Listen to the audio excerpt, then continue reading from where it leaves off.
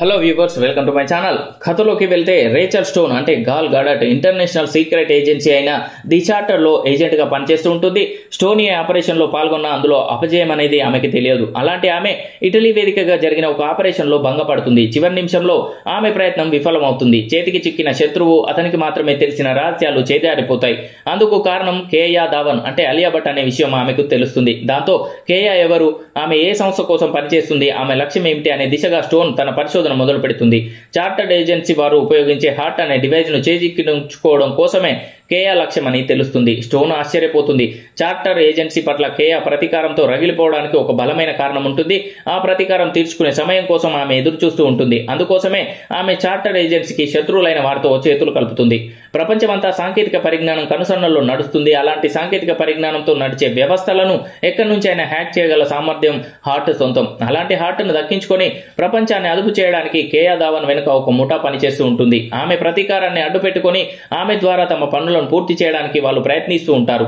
అనేక అవాంతరాలను ఎదుర్కొంటూనే కేయా గురించిన ఈ విషయాలన్నింటినీ స్టోన్ తెలుసుకుంటుంది. ఆ తర్వాత ఆమె ఏం చేస్తుంది, చార్టర్డ్ ఏజెన్సీ వలన కేయాకి జరిగిన అన్యాయం ఏమిటి, ఆమె అంతగా పగబట్టడానికి కారణం ఎవరు, స్టోన్ కి కేయాకి మధ్య జరిగే పోరాటం ఎలాంటిది, ఈ యుద్ధంలో విజేతలుగా నిలిచేది ఎవరు అనే ఆసక్తికరమైన సందేహాలను రేకెత్తిస్తూ ఈ కథ ముందుకు వెళ్తూ ఉంటుంది. హాలీవుడ్ సినిమా, అందున స్పై యాక్షన్ సినిమా అంటే ఏ రేంజ్ లో విజువల్ ట్రీట్ ఉంటుందనేది ప్రత్యేకంగా చెప్పవలసిన పని లేదు. అందుకు ఏమాత్రం తగ్గని సినిమా ఇది. భారీ యాక్షన్ దృశ్యాలు, చేజింగ్లు, ఊహించని పోరాట విన్యాసాలు మామూలే. అయితే పాయింట్ దగ్గరికి వచ్చేసరికి ఆశ్చర్యపోయేంత గొప్పదేమీ కాదు. ఇంతకుముందు వచ్చిన ఈ తరహా సినిమాలకి పూర్తి భిన్నమైనది కూడా కాదు. అలాగే స్క్రీన్ ప్లే పరమైన అద్భుతాలు కూడా స్క్రీన్ పై ఏమీ జరగవు. ఈ సినిమాలో ప్రధానమైన పాత్ర స్టోన్ ఒక అనాథ అయినా తనని చేరదీసిన వారి దగ్గర నుంచి మంచి నేర్చుకుని దేశం కోసం తన సేవలను అందిస్తూ ఉంటుంది. మరో ప్రధానమైన పాత్ర అయిన కేయా పరిస్థితుల కారణంగా అనాథగా మారి ప్రతీకార దిశగా ముందుకు వెళ్తుంది. ఈ కోపంలో ఆమె దేశభక్తిని కూడా మర్చిపోయి ప్రవర్తిస్తుంది.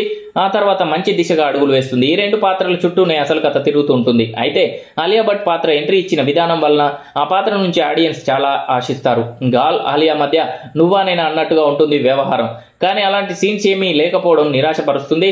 ఆడియన్స్ ఆశించిన స్థాయిలో అలియా పాత్రను ఆవిష్కరించలేదు. మొదటి నుంచి కూడా గాల్ పాత్రనే అంతా తానే నడిపిస్తూ వెళ్తుంది.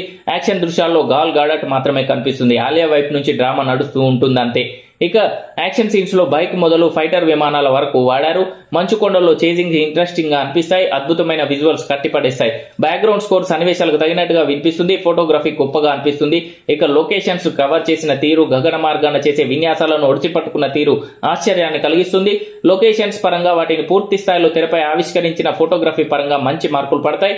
ఇక ఎడిటింగ్ కూడా ఓకే. కథ పరంగా కొత్తదనం లేకపోయినా యాక్షన్ సినిమాలను ఇష్టపడే వారికి ఈ సినిమా నచ్చుతుంది. సో చూసారు కదా ఫ్రెండ్స్, ఈ వీడియో కనుక మీకు నచ్చినట్లయితే లైక్ చేయండి, షేర్ చేయండి. మరిన్ని ఇంట్రెస్టింగ్ అప్డేట్స్ కొరకు మా ఛానల్ని సబ్స్క్రైబ్ చేసుకోండి.